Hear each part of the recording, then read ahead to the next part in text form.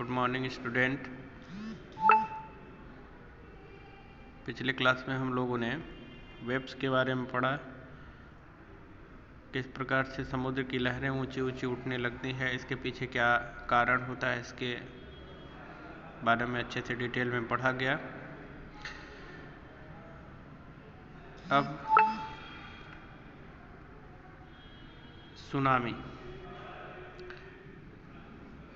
Tsunami start करते हैं। Tsunami the earth pandemonium, यानी पृथ्वी का एक हलचल, एक बहुत बड़ा हलचल जो होता है पृथ्वी पर, जब बहुत बड़ी हलचल होती है और उसके परिणाम स्वरूप समुद्र में जो परिवर्तन आते हैं, समुद्र की ऊंची ऊंची लहरें जब विनाशकारी होने लगती हैं, इसे सुनामी कहा जाता है। यह सुनामी शब्द जो है जापानी शब्द है, जापानी भाषा से लिया गया है। Tsunami are the harbour wave struck havoc in the Indian Ocean on the 26th December 2004. Tsunami समुद्र के किनारे ऊंची ऊंची उठने वाली लहरें जब समुद्र के किनारों को बहुत आगे तक क्षति पहुंचाती हैं, और इस प्रकार की घटना इंडियन ओशियन में 26 दिसंबर 2004 को, यानी 26 दिसंबर 2004 को घटित हुआ, जो कि इंडियन ओशियन से इसका मतलब सेंटर था, वहीं से स्टार्ट होकर के इसके आसपास के सभी देशों में इसका प्रभाव पड़ता है।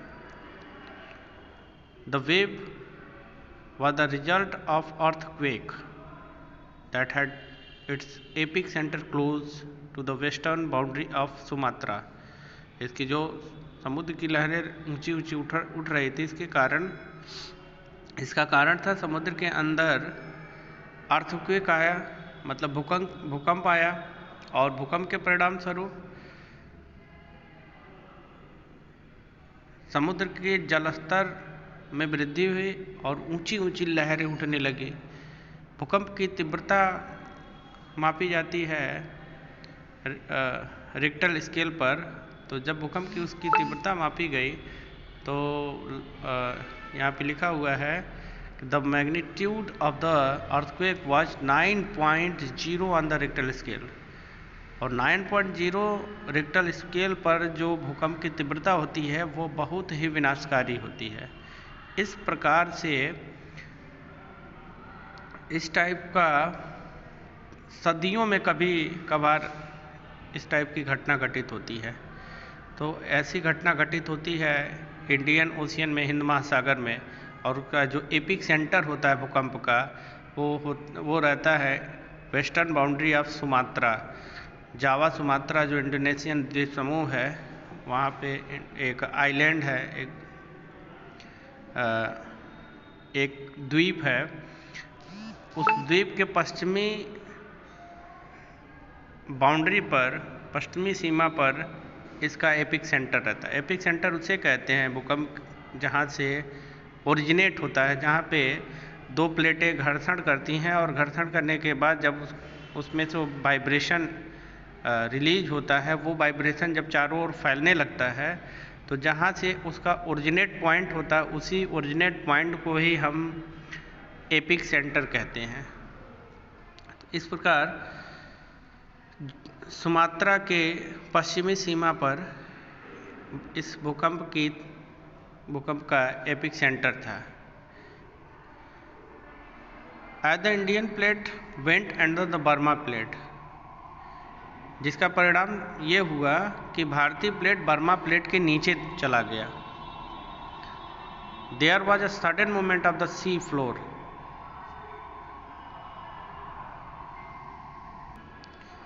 There was the sudden movement of the sea floor, समुद्र के ऊपरी सतह पर अचानक ही परिवर्तन शुरू हो गया, कॉजिंग द अर्थक्वेक। जब भूकंप स्टार्ट हुआ और भूकंप की तीव्रता इतने हाई लेवल पर थी, 9.0 रिक्टर स्केल पर थी, तो समुद्र में ऊंची ऊंची लहरें उठने लगी, क्योंकि समुद्र के नीचे का प्लेट ऊपर नीचे होने लगा। तो जब प्लेट नीचे ऊपर होगा तो जलस्तर में भी और वाटर सरफेस भी ऊपर नीचे होगा, तो ऊंची ऊंची लहरें उठने लगी। There was a sudden movement of sea floor causing the earthquake, the ocean floor was displaced, the ocean floor was displaced by about 10 to 20 metre tilted in a downwardly direction. समुद्र का जो सतह था, समुद्र का जो फ्लोर था, वो displaced by about 10 to 20 metre, 10 से 20 metre, and tilt in the downwardly direction, जिधर की ओर का, जैसे एपिक सेंटर जहाँ था, उस एपिक सेंटर से स्टार्ट होकर के जहाँ किनारे थे समुद्र का, जहाँ समुद्र ख़त्म होता है, सी शोर जिसे कहते हैं, उस सी शोर पर लगभग 10 से 20 मीटर वो और शिफ्ट हो गया और आगे बढ़ गया। A huge mass of ocean water flowed in the gap. इससे क्या हुआ, धरातल का वह भाग जिससे इस पानी के जलस्तर के अंदर समा गया, एक बहुत बड़ा परिवर्तन लाया, जो कि भूभाग को अपनी चपेट में ले लिया।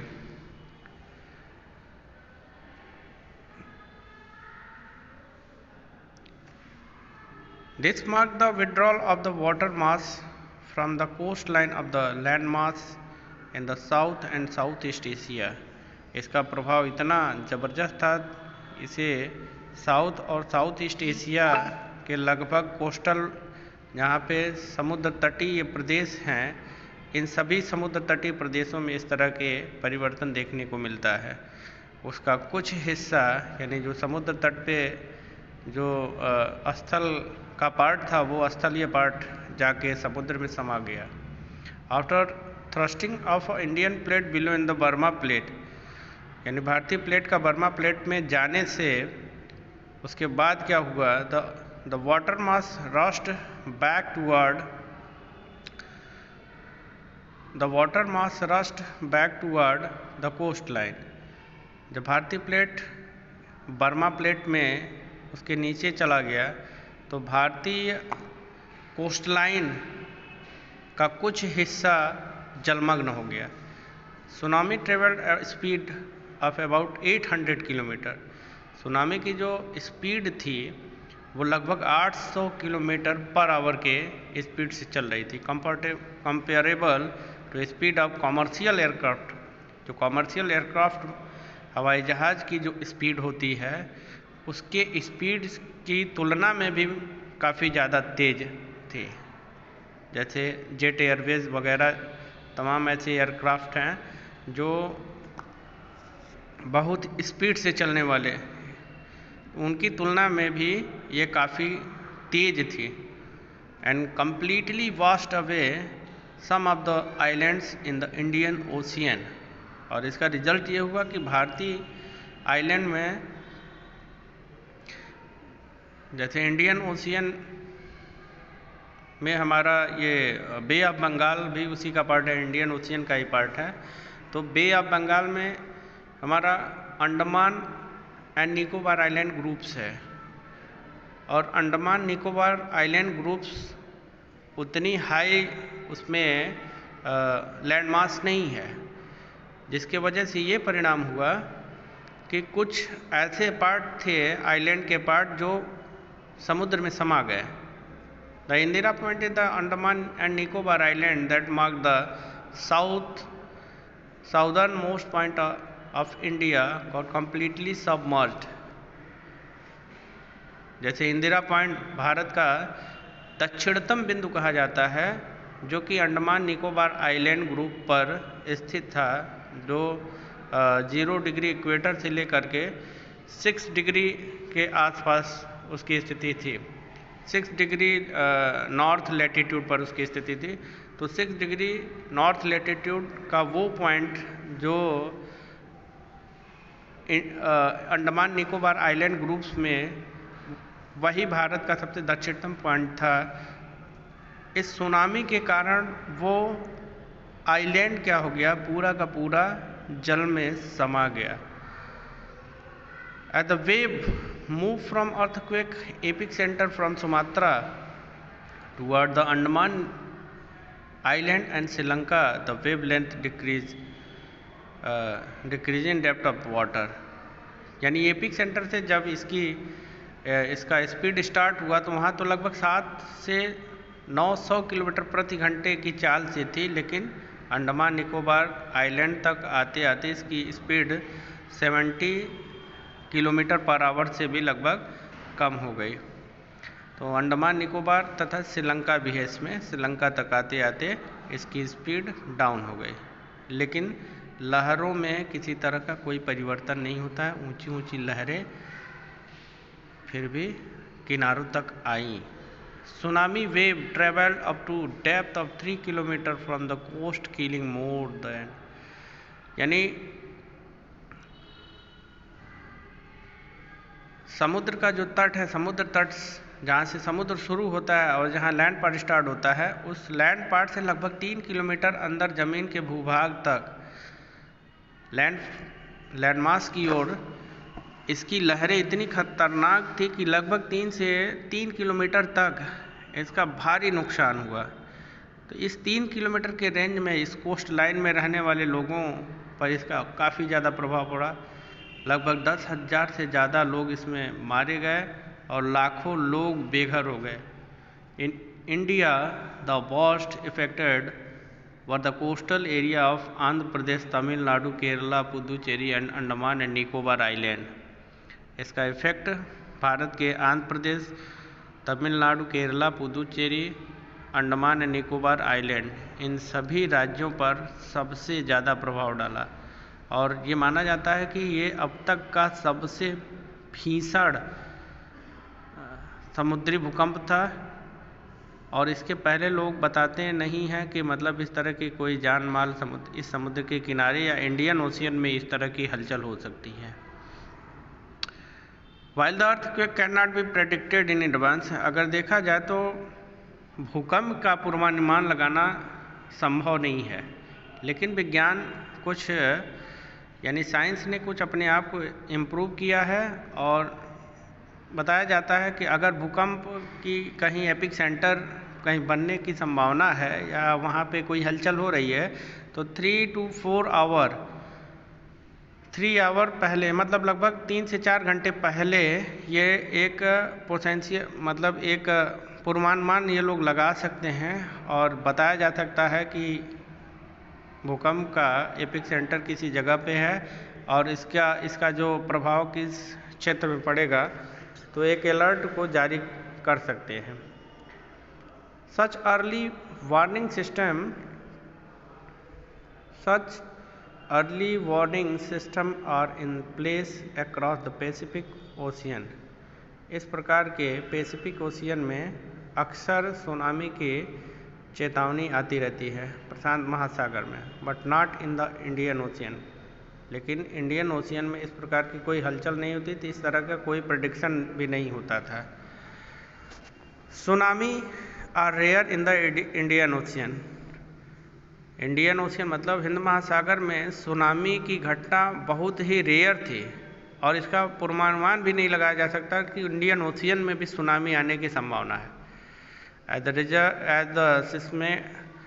seismic activity is less as compared to the Pacific ocean में जिस प्रकार से सुनामी आती रहती है वहाँ आम चीज़ है, वहाँ आम बात है, लेकिन इंडियन ओशियन में सुनामी का आना ये बड़े सोचने की और विचारने का एक बात है।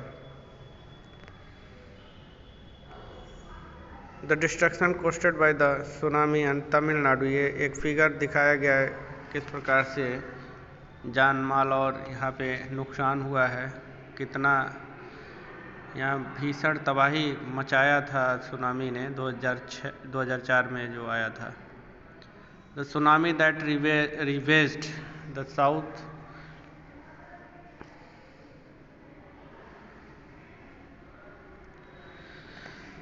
The tsunami that ravaged the South and Southeast Asian coast in the December 2004. Tsunami जो 2004 में आया था, इसका प्रभाव इतना खतरनाक था कि इससे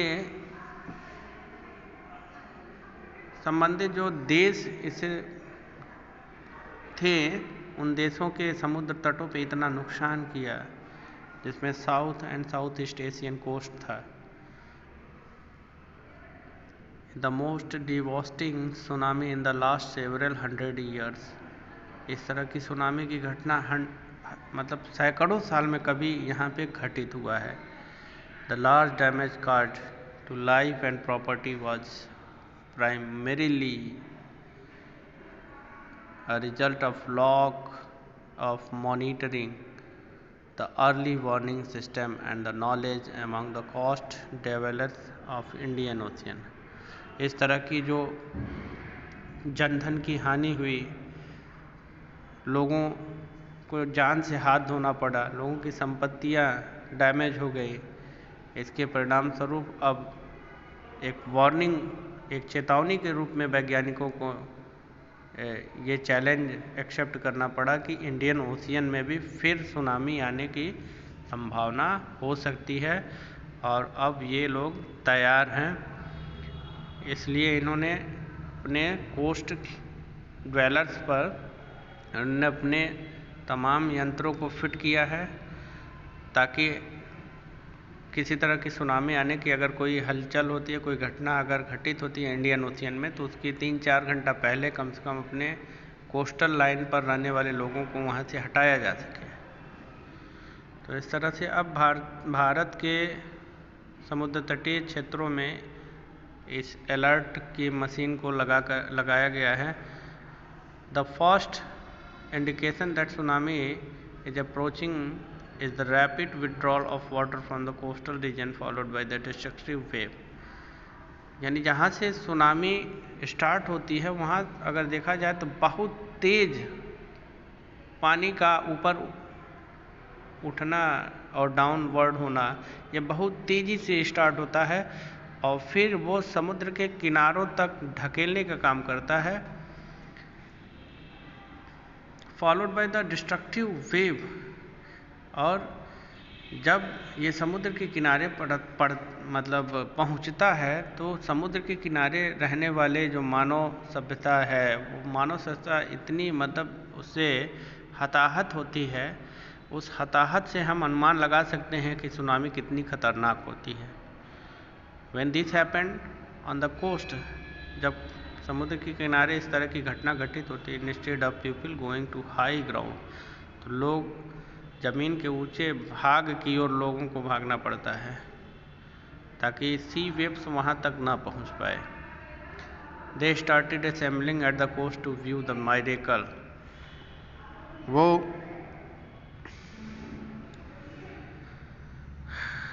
उन सभी नज़ारों को देखते हैं